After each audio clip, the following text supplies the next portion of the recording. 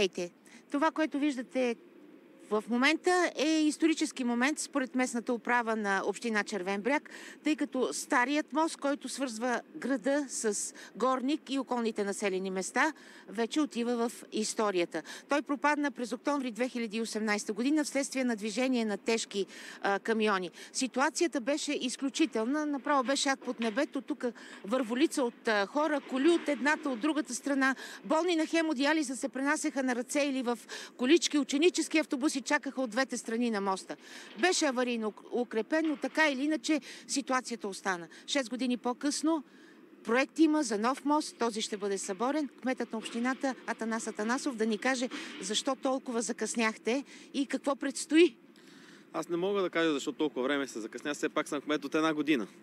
Още като стъпих в длъжност, обявихме този мост за приоритет номер 1 на нашия мандат и съм изключително щастлив, че една година по-късно успяхме да направим проект, да намерим финансиране и сега, виждате, вече започнахме строителните работи.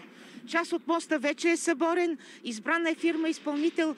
Какво обещавате, тъй като срокът за изпълнение е почти 2 години, какво обещавате на местните хора? Те са и много притеснени, защото се удължава пътят им до общинския център. Аз разбирам притеснението на хората, но все пак те трябва да подходят с разбирателство, защото пак казвам, ще решим проблем, който повече от 7 години не намираше решение. Амбицията на нас и на фирмата строител е в рамките на до края на годината да построим новия мост и да го въведем в експлоатация.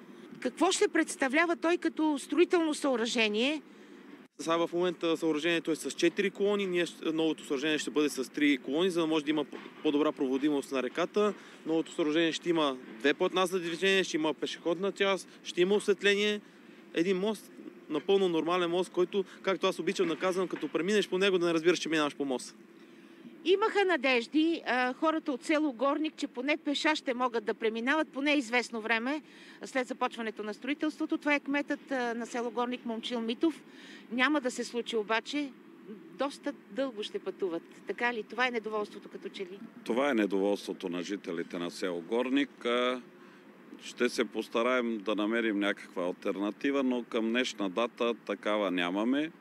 Все пак искам да благодаря на кмета на общината и ръководството, че се постараха да решим този проблем кардинално, защото нашите деца пътуваха повече от 5 години през аварирал мост и всеки ден имахме притеснения за техния живот реално.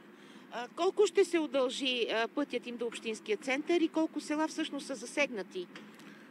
Пътя на горничани ще се удължи с 17 км, което за нас като първо най-близкото село до Червен бряг в първия момент ни се струва твърде далеч, но се надявам, както каза господин Атанасов, за разбиране от страна на жителите. В момента идват и хора, които да наблюдават как тече строителството. Как се казвате вие? Откъде сте? Зафир Йорданов, Горник. Какво ви прави впечатление? Мъчно ли ви е за стария мост? Доста неприятно.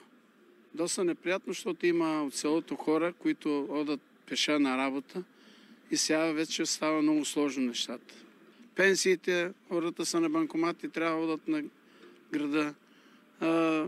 Някой, ако се разболее, трябва да фане такси да отиде в болницата. Каза, че на човек 5 лева взимат на таксито, нали? 5 лева на човек. Ако са 4 вътре, значи в едната страна 20. 20 лева, да. Няма да ви е лесно. Които имат коли, горе-долу ще такова. Кои нямат, много ще е лошо. Един човек отиваше за лекарства, той пък не знаеше автобусното разписание какво е. Автобусното разписание е разпространено в селото. Днес хората ще знаят и точните часове на автобусите.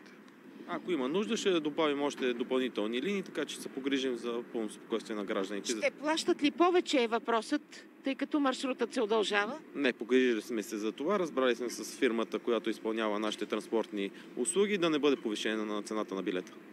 Колко ще струва изграждането на този мост? Мостът ще струва близо 5 милиона лева и е финансиран по новосъздадената така наречена общинска мярка или приложение номер 3, за което аз като кмет на община съм изключително благодарен на политиците, които инициираха създаването на тази мярка, за да може ние наистина по малките общини да може да решаваме реалните ни проблеми. Благодаря ви, желаем успех на строителите. Само да кажа, че преди малко имаше една аварийна ситуация. Кученце беше застанало в основите на моста, отказваше да се махне, но строителите успяха да се справят с проблема и